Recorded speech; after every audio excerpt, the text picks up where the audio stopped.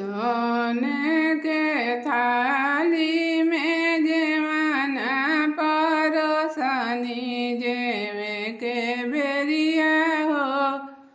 सीता के हरले रावणवा जेवे के बेरिया हो सीता के हरले रावणवा हरि के रावणवा अशोक तर बैठवले हरि के रावणवा अशोक तर बैठवले देखावे लगले हो रावण झली तरुअरिया देखावे लगले हो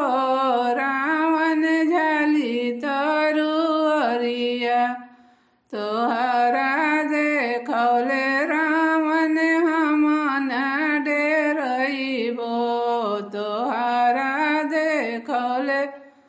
रावण हम न डेरइबो हमरे पति हो करिहे लंका के विध्वंसवा हमरे पति हो करिहे लंका के विध्वंसवा।